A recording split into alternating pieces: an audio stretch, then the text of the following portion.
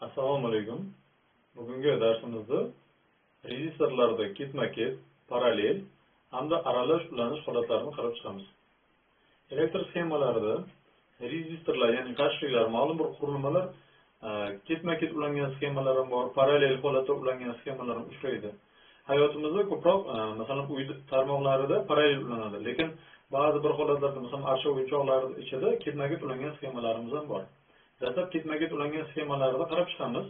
Ketma-ket deyotgan paytimizda quyidagida ulanishga ega bo'lgan registrlar tushuniladi. Ya'ni bu R1 bo'ladigan bo'lsa, ikkinchisi R2 bo'ladigan bo'lsa, ikkovi bir-biridan keyin kelishi kerak. Bu soddalik uchun faqat ikkitagina registrda qarab ketyapmiz bu yerda. O'z aslida registrlarning soni bir nechta bo'lishi mumkin. Qulayroq bo'ladi bizga o'rganish. Xo'sh, nimani tushunamiz biz? Mana bu sxemani soddalashtirish kerak desa, ya'ni mana bunday holatga o'tkazish kerak bo'layotgan bo'lsa. O'ylaymizki, R1 bilan R2 ulangan paytda, ya'ni buni ma'lum bir qutichani ichiga joylashtirib qo'ygan paytimizda, mana buni ichida qanday quticha bor deb o'ylaydigan bo'lsak. Mana bu ham ma'lum bir qutichani ichiga joylashtirilayotgan bo'lsa, biz bilmaymiz ular qanday ulanganligini. Tashqaridan qaraganda hamma narsa bir xil ko'rinishi kerak. Ya'ni ma'lum bir u kuchlanishga ulaganimizda bu yerdan I tok oqib o'tgan bo'lsa, bu yerda ham u kuchlanishga ulagan paytimizda bu yerdan I tok oqib o'tish kerak. Ya'ni zanjir parametrlarida hech qanaqa o'zgarish bo'lmasi kerak. O'shandagina R umumiyni R1 va R2 ni umumiy qarshiligi sifatida qarashimiz mumkin ekan. Xo'sh, nima qilamiz biz R umumiy topishimiz uchun? Uning uchun umumiy tortni va umumiy kuchlanishni bog'lab olishimiz kerak. Mana bu kattaliklarimizga. O'shanda R umumiyni hisoblab topishimiz uchun mana buni yozib qo'yamiz. R umumiyni hisoblashda foydalanamiz. Zanjirda bir qismi uchun oqondan foydalanib yozadigan bo'lsak, uni I ga nisbati deyishimiz mumkin. U va I umumiy kuchlanish va umumiy tortni tasavvur qilamiz. Xo'sh. Ikkita o'tkazgichimiz bizda ketma-ket ulangan bo'lsa, bu ulanish bo'yicha kondensatorlarga juda ham o'xshaydi. Kondensatorlarda ketma-ket ulagan paytimizda ularda potensialdan foydalanadigan bo'lsak, ya'ni mana bu o'tkazgichimizning barcha nuqtalarida potensial teng deb aytsa bo'ladi. Lekin bu bitta o'tkazgich bo'lgani uchun yana deb aytishimiz noto'g'ri. Ya'ni oldin aytaylik, kondensatorda bitta o'tkazgichimizda barcha nuqtalarida potensial bir xil bo'ladi. Sababi undan zaryad oqmay ketadi. Zaryad tinch turgan holatda potensial bir xil bo'ladi. Bu yerda ham potensial bir xil, lekin bu yerda fikr boshqacharoq. Bu yerda mana bu o'tkazgichimizda, ya'ni mana simimizda oddiy sim deb tasavvur qilamiz. Bu simimizning qarshiligi 0 ga teng. Agar qarshilik 0 ga teng bo'ladigan bo'lsa, kuchlanishni topish uchun IR formuladan foydalanamiz. Kuchlanish 0 bo'ladi. Kuchlanish 0 degani potensiallar ayirmasi bu simning uchlari orasida 0 ga teng bo'ladi. Demak, bu yerda potensial bilan bu yerda potensial bir xil. Ya'ni men mana bu yerda fibr deb belgilasam, demak mana bu nuqtada ham potensial fibr. Lekin mana bu yerda fibr bo'lmaydi. Sababi bu o'rtada qarshiligimiz bor. Potensial yo'q, ko'tariladi, yo'q tushadi. Bu nuqtadagi potensialni F2 deb belgilayman men. Bu nuqtadagi, ya'ni orada qarshilik borligini hisobiga F3 deyishimiz mumkin. Quyidagicha. Mana bu simimizning hamma nuqtalarida F3. Unda uni fibr minus F3 deb tasavvur qilsa bo'lar. Fibr minus F3. Xo'sh. Har bittasidagi kuchlanishni yozadigan bo'lsak, masalan, mana bu yerdagi kuchlanishni yozmoqchi bo'lsak, nima qilamiz? Bu yerdagi kuchlanish U1imiz. Odatda buni R1 registrdagi kuchlanishning tushuvi deb gapiriladi. Demak, U1 bu birinchi registrimizdagi kuchlanish tushuvi. Teng bo'lishi kerak fibr minus F2. İkinci registrimizdagi kuchlanish tushuvini topayotgan paytimizda F2 minus F3 deymiz. Agar ularni bir-biriga qo'shadigan bo'lsak, ya'ni U1 plus U2 ni hisoblaydigan bo'lsak, bu yerdan yig'inini olganimizda F2lar sarkitadi, F1 minus F3 chiqadi. F1 minus F3 bizlarda umumiy kuchlanishga teng. U ga. Demak, bizning birinchi xulosamiz ketma-ket ulaganda har bir registrdagi kuchlanishning tushuvini yig'indisi umumiy kuchlanishga teng bo'lgan deymiz. Masalan, umumiy kuchlanish 200 volt bo'lganda bittasiga tushayotgan kuchlanish 160 bo'lgan taqdirda ikkinchisiga tushayotgan kuchlanish 40 bo'lishi kerak. Chunki ikkovini yig'indisi 200 voltni berish kerak. Umumiy holatda enta rezistor uchun qaragan paytimizda quyidagicha yozishimiz mumkin. U teng U1, U2 va hokazo. Bu enta rezistorda oladigan bo'lsak, hammasidagi kuchlanishlarni yig'indisini hisoblaymiz. Bu birinchi natijamiz ketma-ket uchun. Endi tok haqida fikrlaydigan bo'lsak, tok nima?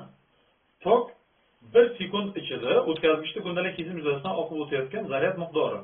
Agar o'tkazgichimizni mana bu yerdan 1 kulon zaryad oqib o'tayotgan bo'lsa, bu yerdan ham 1 kulon zaryad oqib o'tish kerak. Bu yerdan ham 1 kulon zaryad oqib o'tish kerak. Sababi zaryad mana bu o'tkazgichlarimizda yig'ilib qolmaydi. Bu kondensator emas, o'ziga zaryad yig'ib qolgan, yig'ib qoladi deb aytadigan bo'lsak. Demak, bu yerda zaryad yig'ilmaganligidan qancha zaryad bu yerdan kiradigan bo'lsa, bu yerdan xuddi shuncha zaryad ketadi. Elektr tokini agar bizlar suvga o'xshatadigan bo'lsak, qancha suv oqib kirayotgan bo'lsa, suvni turbamiz ma'lum bir ko'ndalang kesim yuzasidan keyingisidan xuddi shuncha chiqish kerak.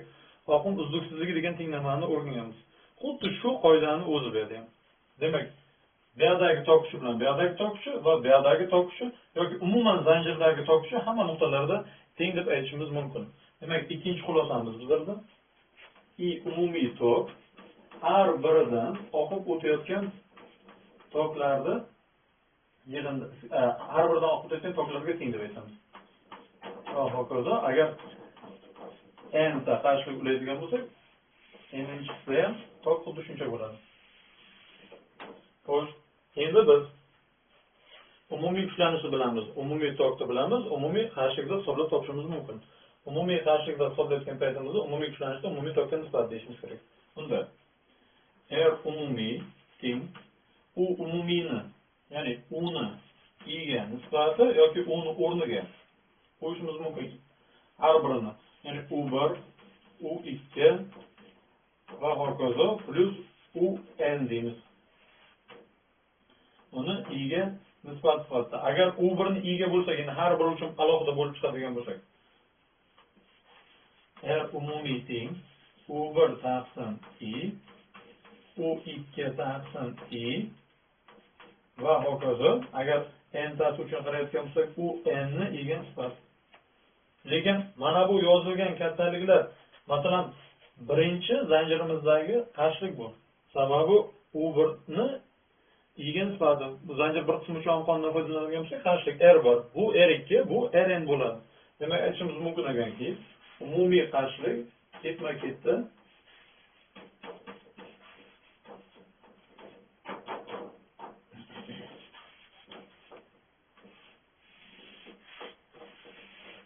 qo'shiladi, hammasi bir-biriga. Xo'sh, agar hamma qarshiliklarimiz bir-biriga teng bo'lsa, ya'ni n ta bir xil qarshilik uchun qilayotgan bo'lsak,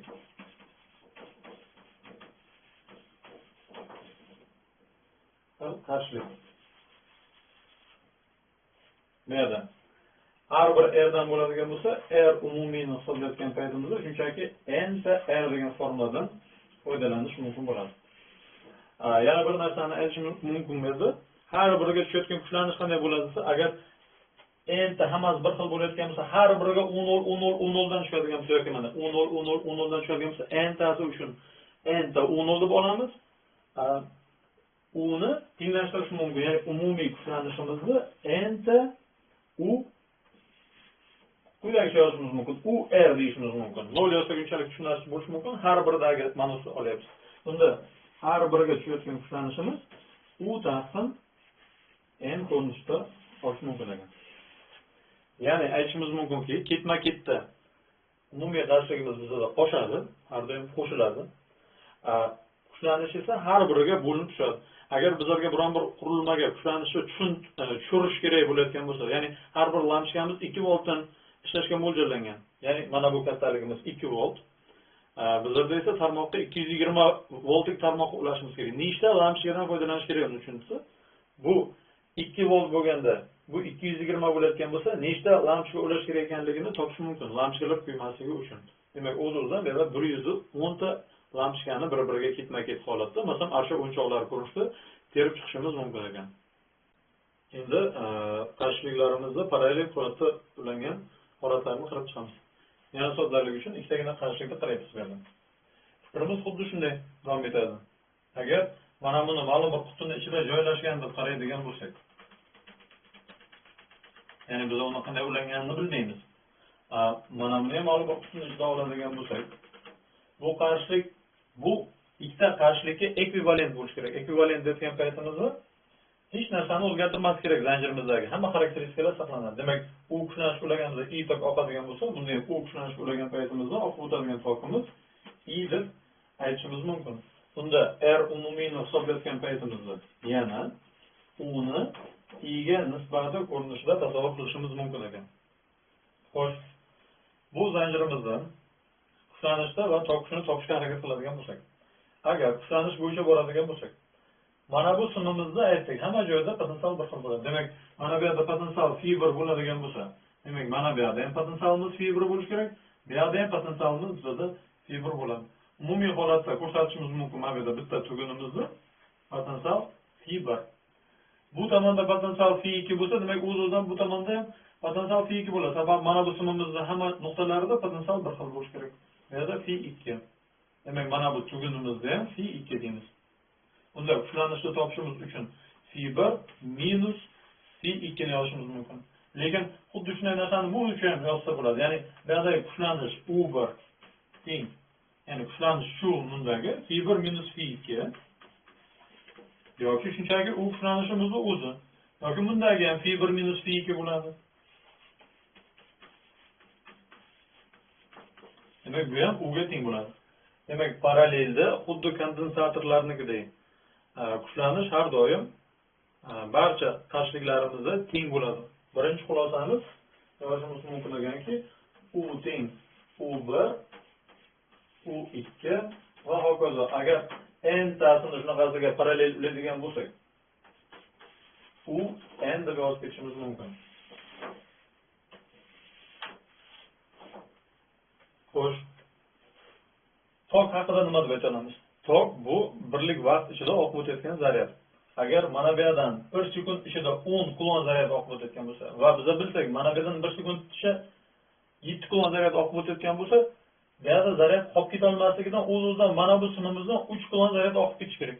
Bunday bo'lsa, bu yerdan 1 sekund ichida 10 kulon zaryad oqib o'tgani uchun 10 amper tok deb ayta olamiz. Bu yerdagi esa 1 sekund ichida 7 kulon zaryad oqib o'tyapti. Demak, 7 kulon 7 amper bo'lib qolyapti. Bu yerdagi esa 3 amper. Demak, har bir tarmoqdagi tokimiz, ya'ni mana bu tarmog'imizdagi tokimizni I2 deb belgilaydigan bo'lsak, bu tarmog'imizdagi I1 deydigan bo'lsak, har birini yig'indisi bundagi umumiy tokimizni berish kerak ekan deymiz. Bu qoida haqida yana qo'shimchasiga gapiramiz. Bu Kirchhoffda tugunlar uchun birinchi qonuni bor. Hozircha bu narsaga to'xtalib o'tmaymiz. Demak, aytishimiz mumkin, umumiy holatda I tokimiz bu I1 plus I2. Agar ikkita bo'lsa, agar n ta bo'layotgan bo'lsa, va hokazo I n ko'rinishida. Buni yana suvga o'xshatib esda saqlab qolish uchun kanaldan suv kelyapti. Umumiy holatda katta kanaldagi oqim u alohida kichkina ariqlarga yoki kichkina kanalchalarga bo'lib ketadi. Lekin har bitta ariqdagi kanaldagi suvlarni yig'indisini oladigan bo'lsa, kanaldagi suvning qiymatini beradi deb aytishimiz mumkin. Agar tokda kuchlanishni biladigan bo'lsak, umumiy qarshilikni topishimiz mumkin. Unda agar umumiy qarshilik teng, uni I ga nisbatan uni o'rniga hammasida bir xil deb oldik biz. Shuning uchun uni o'zini yozaveramiz. I ni o'rniga yig'indini yozishimiz kerak. Va hokazo IN plus IN. Unda formulamizni hozir U ga bo'lib chiqadigan bo'lsak, tepasini ham pastini ham. Bundan R umumiy teng 1 taqsim I1 taqsim U plus I2 taqsim U plus IN taqsim U. Lekin mana bu kattaliklar bizlarga bir taqsim qarshilik deb beradi. Ya'ni 1 taqsim R1, 1 taqsim R2, 1 taqsim R3. Ya'ni har biridagi masalan yozmoqchi bo'layotgan bo'lsak, bu yerdan qancha tok oqib o'tyapti, zanjir bir qismi uchun qonlashadigan bo'lsak, I1 teng uni R1 ga nisbati deymiz. Agar uni bu yoqqa bo'lib o'tkazib qo'yadigan bo'lsak, i1 ning u ga nisbati 1 taqsim r1 deb beradi. Unda formulamiz 1 taqsim r1 plus 1 taqsim r2. 1 taqsim r n ko'rinishida tasavvur qilinishi mumkin. Bu holatda formulani qoldirish unchalik ham yaxshi emas, shuning uchun odatda uni tepaga chiqarib, r umumiyni pastga tushirib qo'yishadi. Undan 1 taqsim r umumiy teng 1 taqsim r1 plus 1 taqsim r2 plus va hokazo n tasi uchun 1 taqsim r n ko'rinishida tasavvur qilamiz. Ya'ni qarshiliklarni teskari nisbatlarini yig'indisi umumiy qarshiligimizni ham teskari nisbatiga teng deb aytish mumkin ekan. Qarshilikka teskari bo'lgan kattalik fanda kiritilgan. Bu kattaligimizni o'tkazuvchanlik deyiladi. Turli xil kitoblarda turli xil belgilangan. Hozirgi adabiyotlarda gamma harfi bilan belgilab ketishyapti. Gamma teng 1 taqsim qarshilik deyishimiz mumkin. Agar qarshiligimiz 1 taqsim r bo'ladigan bo'lsa, demak mana bu yerdagi formuladan umumiy teng gamma 1 gamma 2 va hokazo endi yozib qo'yishimiz mumkin. Bu kattalikni o'tkazuvchanlik deyiladi.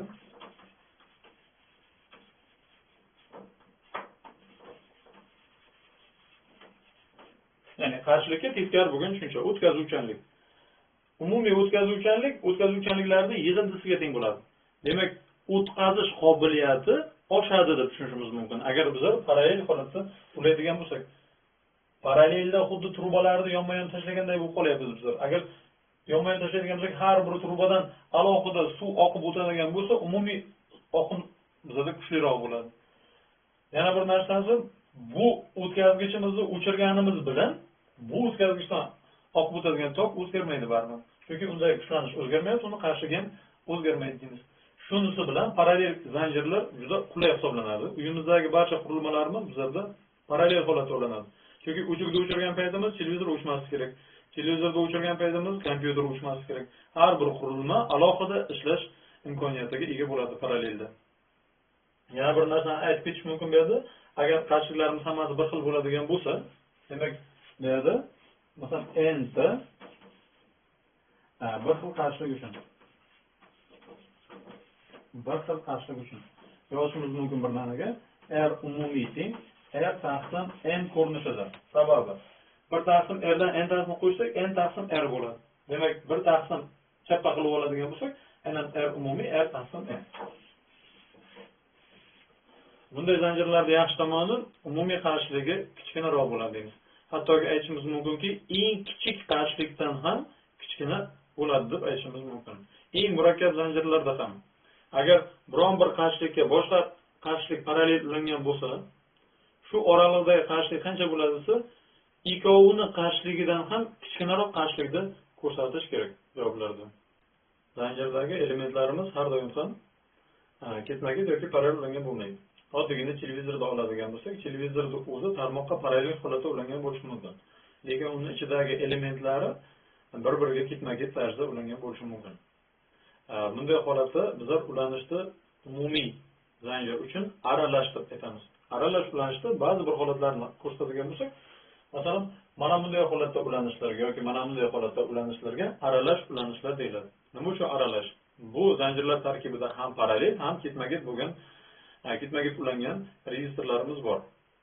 Masalan, A variantga qaraydigan bo'lsak, ko'rinib turibdiki, R1 bilan R2 bir-biriga parallel. Ular uchun parallel zanjirlarda barcha qoidalari o'rinli bo'ladi. Ya'ni bu R1 va R2 da kuchlanishlar teng bo'ladi. Kelayotgan tok ikkovidan bo'linib o'tadi deymiz. Lekin R3 bu ikkita zanjirimizga ketma-ket ulangan deb aytamiz. Ya'ni agar biz bu ikkovini bitta zanjir bilan agar almashtira oladigan bo'lsak, ya'ni pastga bitta qarshilikka almashtirsak, bu qarshiligimizni biz agar R1-2 desak, ya'ni birinchi va ikkinchi registrlarimizni umumiy qarshilik ko'rinishda aytamiz. Unga R3 qarshiligimiz ketma-ket ulangan deymiz. Xo'sh, bu holatda birinchi va ikkinchi qarshiliklarimizni umumiysini topadigan bo'lsak, ketma-ketsa R1 2 teng 1 taqsim R1 plus 1 taqsim R2 bo'ladigan bo'lsak, umumiy maxraj R1 R2 deydigan bo'lsak, R2 teng R1 R2 taqsim R1 plus R2. Buni formula ko'rinishida istalab qolgan o'laroq ikkita qarshilik bo'lgan holatda har doim ko'paytmani yig'indiga nisbati qarab ketaveramiz. Xo'sh, mana bu zanjirimizni endi qaraymiz. Buni ikkovi ketma-ket ulangan holatda bittaga almashtiradigan bo'lsak, buni masalan aytaylik, R umumiy deb yozib qo'ysak bo'ladi.